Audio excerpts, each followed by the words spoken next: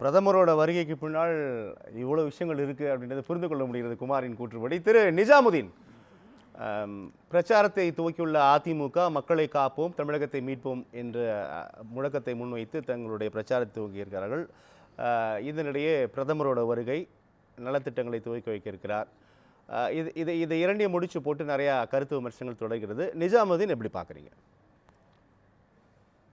அதாவதுங்க, முந்துகிறதா அதிமுக கூட்டணி அந்த நிலையில நம்ம பார்க்க முடியாது. ஏன் அப்படி பார்க்க முடியாது? காரணம், உண்மையில் முதலில் ஆரம்பித்து விட்டார்கள். இப்ப போட்டி வந்து அதிமுகவுக்கும் பாஜகவுக்குமான போட்டியாகத்தான் இருந்து கொண்டிருக்கிறது.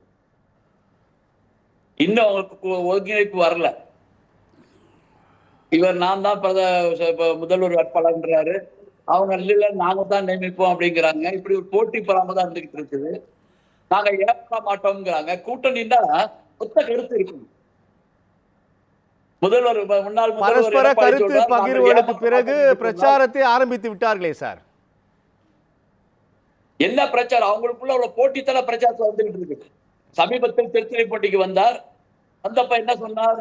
நாங்கள் ஏமாறக்கூடியவர்கள் அல்ல, எங்களை ஏமாற்ற முடியாது. திமுக தலைவர் கருத்துக்கு பதில் சொன்னார். அமித்ஷா ஏமாற்றுகிறார், மோடி ஏமாற்றுகிறார் என்றுதானே எடப்பாடியை கருத்தா நாம் எடுத்துக்கொள்ள முடியும். அவர் ஸ்டாலின் அவர்களோட கருத்திற்கு அந்த பதிலை பதிவு செய்தார். நாங்கள் யாரிடமும் எங்களை யாரும் ஏமாற்ற முடியாது அப்படின்னு திரு ஸ்டாலின் அவர்களோட கருத்திற்கு பதில் கருத்தை பதிவு செய்தார் எடப்பாடி பழனிசாமி. ஸ்டாலின் அவர்களுடைய கருத்தை வைத்து மோடிக்கு பதில் சொல்கிறார், பாஜகவுக்கு பதில் சொல்கிறார். இல்ல ஸ்டாலின் இவரை ஏமாற்ற முடியல பாரு. நாங்கள் ஏமாற மாட்டோம், நாங்கள் தனித்து நிற்போம், நாங்கள் தான் முதல்வர் வேட்பாளர் என்று சொல்வது யாருக்கு பதில்? ஸ்டாலினுக்கு பதில் அல்ல, அமித்ஷாவிற்கு பதில், பாஜகவிற்கு பதில், மோடிக்கு பதில். இப்ப அடிக்கடி மோடி தமிழ்நாட்டுக்கு வருகிறார். இங்க வெற்றில பாருங்க, பீகார்ல இருக்கிற மாதிரி தமிழ்நாட்டில் நிறைய வாக்குகள் செல்லாம போகும். சாதிய கலவரங்கள் வரும், மத பிரச்சனைகள் வரும். அதான பயப்படுறோம் போனாங்க. போட்டி அப்படி இல்ல. போட்டி அதிமுக கூட்டணி பாஜக கூட்டணியா அதிமுக கூட்டணியா எப்படி பெயர் வைப்பது?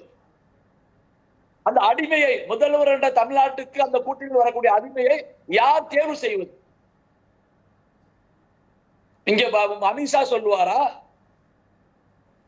எடப்பாடிக்கு சொல்லக்கூடிய வாய்ப்பை அவர் தருவாரா? இல்லை என்றால் வழக்கை போட்டு பிரச்சனையை கிளப்புவாரா? சார், எனது அதிமுக தலைமையில் தான் கூட்டணி, நான் தான் முதலமைச்சர் வேட்பாளர் அப்படின்னு நிறைய முறை இந்த விளக்கங்களை தந்து விட்டார் இபிஎஸ். அதெல்லாம் நீங்க கேட்கலையோ சார்? இபிஎஸ் இருட்டுல பாட்டு படிக்க கதையா சொல்லிட்டு இருக்காரு சார். தெளிவான பதில் சொல்லல. என்ன சார் தெளிவு? எங்களுக்குள் பிரச்சனை இல்லை. என்ன சார் தெளிவு? வேற என்ன சார் தெளிவு எதிர்பார்க்கிறீர்கள்? அதுதான் மீண்டும் மீண்டும் சொன்னாரே சார். மட்டும் சொன்னால் போதாது. வேற என்ன சார் பண்ணணும்? என்ன சொன்னாரு? இபிஎஸ் சொன்னா அமித்ஷா அதை சொல்லுவாரா? அண்ணாமலை சொல்லுவாரா? அண்ணாமலையும் பாஜகவுடைய தமிழக தலைவர் ஒருமித்த கருத்தில் பேசுவாரா? மாநில தலைவர் நயினார் நாகேந்திரன் சார். அண்ணாமலை இப்போ இல்லையே சார். ஸ்டாலின் என்ற ஒரே குரல் திராவிட முன்னேற்ற கழகத்தில் ஒலித்துக் கொண்டிருக்கிறது. நிஜாமி, ஒரு நிமிஷம். குமார் நான் நண்பற்ற ஒரே ஒரு கேள்வி சுருக்கமா. குமார், தேர்தல் என்பது மக்களுடைய அதிகாரத்தோட தொடர்புள்ளது. மக்கள் அதிகாரம் சம்பந்தப்பட்டது 100%. மக்கள் யாருக்கு எவ்வளவு வாக்களிக்க போகிறார்கள் என்பது யாருக்கு தெரியாது. அந்த இடத்துல ஓட்டிங் ரிசல்ட்டுக்கு பிறகு தீர்மானிக்க வேண்டியதை இப்பவே பேச முடியாது. நிஜாமுதீன் தொடருங்க. அதாவதுங்க சார், ஐயா குமார் சொன்னாரு மக்களோட தொடர்பு உள்ளதுன்னு சொல்லிட்டு. நம்ம இவங்க நிதி அமைச்சருடைய கணவர் சொன்னாரு, இல்ல இது வந்து இவிஎம் மிஷினோட தொடர்பு உள்ளது, மகாராஷ்டிரா தேர்தலை பாருங்கள், கணக்கை பாருங்கள் என்றாலும் சொன்னார். ராகுல் காந்தி மட்டும் சொல்லல, அவங்க நிதி அமைச்சருடைய கணவரே, ஆளுங்கட்சியினுடைய நிதி அமைச்சர் கணவரே சொன்னார். நம்ம பார்க்கிறோம், பிரபாகரன் சொன்னார். ஆகவே இதெல்லாம் கதைக்கு உதவாதுங்க. இப்ப தமிழ்நாட்டில் தேர்தல் வந்துருச்சு, என்ன வேணாலும் நடக்கும். இப்போதைக்கு கூட்டணி ஸ்டாண்ட் ஆகல. எந்த நேரமும் கூட்டணி பிச்சுக்கிட்டு எந்த பக்கமானாலும் போகலாம். அந்த நேரத்துல பயந்துட்டு இவங்க ஒரு பாட்டு படிச்சாங்க.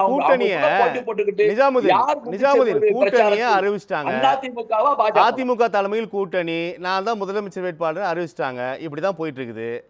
எதிரணியினர் மீண்டும் இல்ல பிரிந்து விடுவார்கள், சேர மாட்டார்கள், தேர்தலுக்கு 8 மாசத்துல ஓடி விடுவார்கள், ஒழிந்து விடுவார்கள் அப்படின்னு ஏன் இப்படியே பேசிருக்கிறேன்னு கேக்குறேன். போன தேர்தல் அவங்க தான் எங்க கட்சி நாங்க பாத்துக்கிறோம் ரொம்ப தெளிவா சொல்றாங்களே சார் நிஜாமுதீன். இல்ல நான் ஒரே ஒரு சொல்றேன்.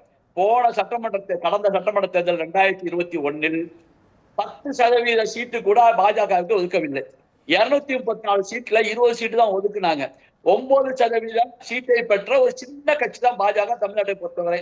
இப்போ அதை 21 அல்லது 18 பெறுவாங்க.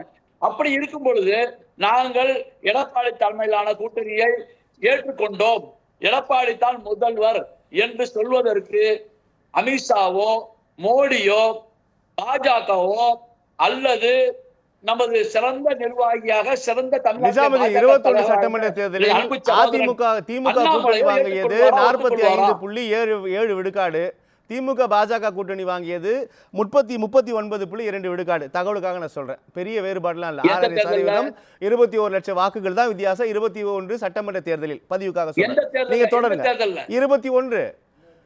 21 சட்டமன்ற தேர்தலில் இதுதான் வேறுபாடு. 21 சட்டமன்ற தேர்தலில் 21 லட்சம் வாக்குகள் பெற்றாலும் சீட்டுக்கு வர முடியல சார். அதான் சார் ஜனநாயகம். வெறும் 32% எடுத்து மத்தியில் ஆட்சிக்கு வரும்பொழுது இது 21% ஒன்றும் பிரச்சனை இல்லையே. இப்ப மெஜாரிட்டி இல்லாத அரசாங்கம் ஒன்றியத்தில் உட்கார்ந்துகிட்டு இருக்குதா? அவங்கள்ட்ட மெஜாரிட்டி இருக்குதா? 30% வாக்கு இருக்குதா? ஒரு 100 வாக்கு கூடவா இருந்தாலும் அதுதான் ஜனநாயகம். இவ்வளவு சார் எதிரணியினர் குறிப்பிடக்கூடிய இவ்வளவு பிரச்சனைகள் நீங்க குறிப்பிடக்கூடிய இவ்வளவு பிரச்சனைகளை முடித்து பிரச்சாரத்தை தூக்கி விட்டார்கள். அதுதான் முதல்ல பிரச்சாரத்தை தூக்கி இருக்கிறார்கள். பிரதமரும் வருகிறார். சில மணித்துளிகளில் இபிஎஸ் பிரதமரும் சந்திக்க இருக்கிறார்கள். அடுத்த கட்டத்தை நோக்கி நகர்ந்து விட்டது. நீங்க இன்னும் பழைய இதே பேசிட்டு இருக்கீங்க. இல்ல சார், எல்லா ஊடகங்களும் அவர்களுக்குள்ள பிரச்சனையிலேயே கவனம் செலுத்துறாங்க. அமித்ஷா சொன்னார், எடப்பாடி இல்லை என்று சொன்னார் சார். நீங்க தான் எதிரணியர் தான் சார். அது ரொம்ப கவலைப்படுறீங்க. சொன்னார் ஓபிஎஸ்ஐ சேர்த்துக் கொள்ள வேண்டும் என்று சொன்னார். இதெல்லாம் நடந்துட்டு தானே இருக்குது. அந்த பிரச்சாரத்தை மூடணும். அதனால இப்ப நான் தமிழகத்தை காப்போம், தமிழ்நாடு கழிஞ்சு போச்சு, நல்லா இருக்குது. தமிழகத்தை பாஜக என்ற மதவாத சக்தியிலிருந்து திராவிட மாடல் அரசு காத்து சாதிய பிரச்சனை இல்லாமல், மத பிரச்சனை இல்லாமல், சாதிய சண்டைகள் இல்லாமல், கல்வி வளம், தொழில் வளம் என்று அழகா சென்று கொண்டிருக்கிறது. இப்ப பாஜக காத்து வச்சுக்கிறது பெரிய விஷயம். தமிழ்நாட்டில் பாஜக திராவிட ஆட்சியை முழுமையாக ஆற்ற வேண்டும். அது அதிமுக சேர்த்துத்தான் பாஜக காரர்கள் சொல்கிறார்கள் ஒழிய ஏதோ திமுக ஆட்சி ஆற்றணும் சொல்லவே இல்லை. திராவிட மாடலை ஒழிக்க வேண்டும் என்று சொன்னால் அதிமுக சேர்ந்து ஒழிப்பதாகத்தான் அர்த்தம், தேமுதிகவும் சேர்ந்து ஒழிப்பதாகத்தான் அர்த்தம், விஜயுடைய கட்சியை சேர்ந்து ஒழிப்பதாகத்தான் அர்த்தம். இங்க உள்ள எல்லா கட்சிகளும் ஒரு அணியில் உள்ளவை. இவர்களிடம் சேர்த்து வைப்பது தெரியாமல், எடப்பாடி விவரம் புரியாமல், பிரச்சனையில் மாட்டிக்கொள்ளக் கூடாது, வழக்கில சிக்கக்கூடாது என்பதற்காக அங்கே பாட்டு பாடி இருக்கிறது உண்மை சார். 5 முறை ஆட்சி இருந்த பெரிய கட்சி சார். அம்மையார் ஜெயலலிதாவுக்கு பிறகு எதிர்கட்சி தலைவராக இருந்து இப்போது தேர்தலை எதிர்கொள்ளவிருக்கிறார். 21 சட்டமன்ற தேர்தலிலும் பிரதான எதிர்கட்சி. ஆனா எதிரணியினர் ஆலோசனைகளை அள்ளி தெளித்து கொண்டே இருக்கிறீர்கள். இப்படிலாம் பண்ணுங்க, அப்படி பண்ணாதீங்க, டூ டோன்ட் வந்து எதிர்கட்சியினர் தான் சார் தொடர்ந்து பேசிட்டே இருக்கிறீங்க சார். எதிர்கட்சி பேசவே இல்லை சார். எதிர்கட்சி அப்படியே வாயை பத்தி சும்மா இருந்தாங்க. எடப்பா இவர் வந்தாரு, அமித்ஷா வந்தாரு, அண்ணாமலை வந்தாரு, பேசினாரு, கைதான் நகேந்திரன் மேடையில ஏறாரு, ஒரு பேர் கண்டுக்கல. அண்ணாமலை ஏறாரு, அகோரமான கை தட்டுறான். அப்ப எங்க இருக்குது பவர், எங்க இருக்கு நிலைமை? அதிமுக வேணாம் என்று சொல்லுகின்ற அண்ணாமலைக்கு கைத்தட்டு, அண்ணாமலையை நிஜாமுதீன் ஆதரிக்கிறாரோ? நகேந்திரனுக்கு கைத்தட்டு இல்லை என்று சொன்னால் அண்ணாமலையை ஆதரிக்கிறீர்களோ? யார் எந்த கூட்டணி விரும்புகிறார் என்பது தெரிஞ்சு போச்சே. இந்த கூட்டணி வைப்பதற்காகத்தான் அண்ணாமலை தூக்கி எறியப்பட்டார். கடைசி வரை அண்ணாமலை நான் இந்த கூட்டணி ஆதரிக்கிறேன் என்று சொல்லவே இல்லையே. எனக்கு பிடிக்கல, மேலே முடிவெடுத்து விட்டார்கள், அதனால் நான் வாயை பற்றிக் கொண்டு சும்மா இருக்கிறேன். ஏற்றுக்கொண்டு சொல்ல தற்போது பிரதமரோட வருகை மிக அதிமுக்கியம் பெறுகிறது அப்படின்ற ஒரு கருத்து முன்வைக்கப்படுது. எப்படி பாக்குறீங்க சார்? அவர்லாம் இங்க ஒண்ணும் ஆக போறது இல்லை. தமிழ்நாட்டுல ஏற்கனவே பல முறை வந்திருக்கிறாரு, ஒண்ணு ஜெயிக்கல. அதிமுக தயவால ஒரு 4 சீட்டு 5 சீட்டு ஜெயிச்சாங்க, அவ்வளவுதான் இங்க நடக்கும்.